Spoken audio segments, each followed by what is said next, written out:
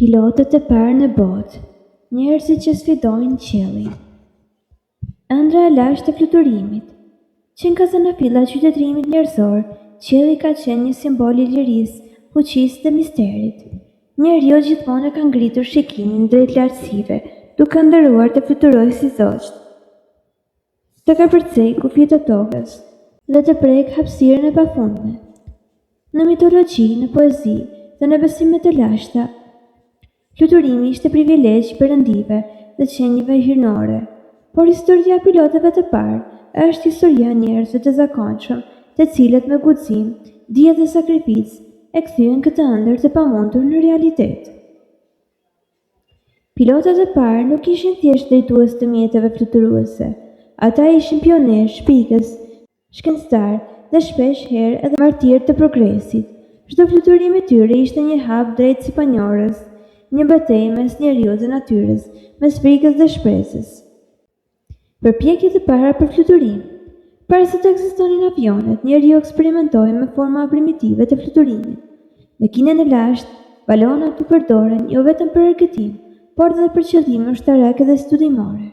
Në botën islami, dietari andaluzian Abbas ibn Firnas, shekulli i IX, konsiderohet një nga figurat më të hershme të aviacionit.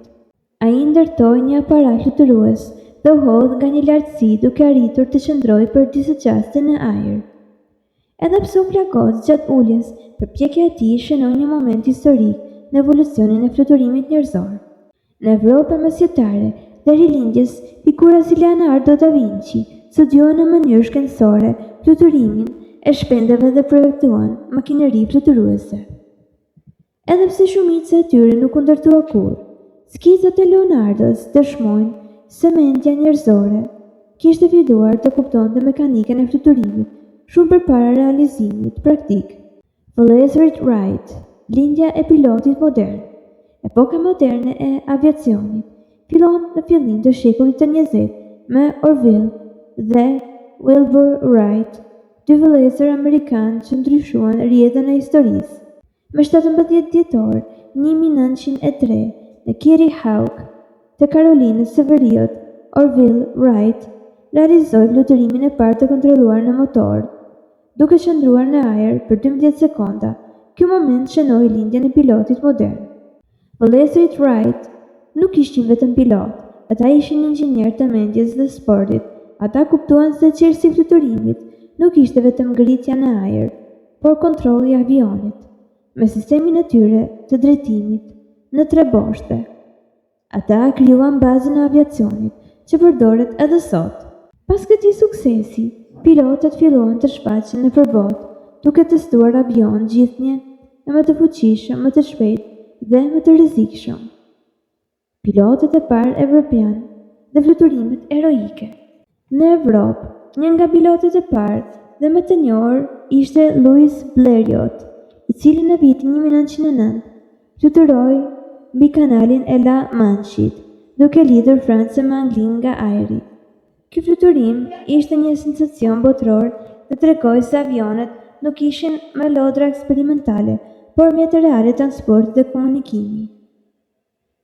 Një tjetër figurë e rëndësishme ishte Alberto Santos Dumont, pilot dhe shpikës brazilian, i cili realizoi fluturimin publik në Paris dhe kontribuoi në zhvillim e aviacionit evropian.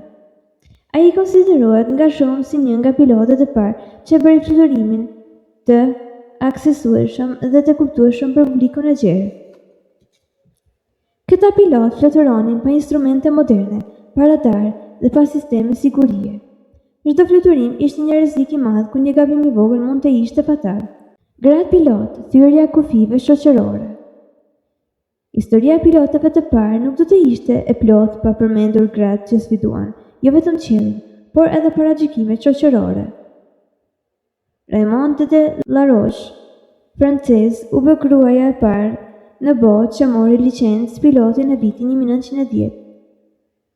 Ajo dëshmoi se guximi dhe aftësia nuk kanë gjeni. Më vonë figura si Amelia Earhart u shndërrua në simbole globale të guximit. Ajo ishte një nga pilotët e para që fluturoi vetëm mbi Oqeanin Atlantik dhe frymëzoi brezat e tërë, grashtë dhe burresh të besonin në fuqinë e ëndrave të mëdha. Pilotët dhe lufta, qielli si fushë betejë. Me shpërtimin e luftës së parë botërore, roli i pilotit mori një dimension të ri. Avionet u përdoren për zbulim, bombardim dhe luftë ajrore. Pilotët e parë ushtarak, të njohur si asët e ajrit, u shndërruan në heronj kombëtar. Figura si Manfred von Richthofen, i njohur si Baroni i Kuq, tregojnë se si fluturimi u kthye nga një ëndër romantike në një mjet të fuqishëm lufte. Megjithatë, edhe në këto rrethana, pilotët mbeten figura simbolike të guximit ekstrem dhe sakrificës. Trashëgimia e pilotëve të parë. Pilotët e parë në botë nuk fluturuan vetëm për lavdi apo famë. Ata fluturuan për të shtyrë kufijtë e dijes njerëzore. Çdo fluturim i tyre kontribuoi në zhvillimin e teknologjisë, shkencës dhe lidhjes mes kontinenteve. Po atyre sot fluturimi është pjesë e përditshmërisë tonë. Aeroplanet modern, udhëtimet ndërkontinentale dhe eksplorimi i hapësirës janë vazhdimsi e guximit të atyre pionerëve që dikur u ngritën për herë të parë në qiell. Përmbyllje, njeriu dhe qielli. Historia e pilotëve të parë është historia e besimit në të pamundurin. Ata ishin njerëz që nuk pranuan kufijtë e tokës dhe vendosën të kërkojnë lirinë në qiell. Në çdo ngritje dhe ulje të avionëve të sotëm, jeton ende fryma e atyre pionerëve të parë. Qielli nuk ishte më një pengesë, ai u bë rrugë dhe pilotët e parë ishin udhërrëfyesit e saj.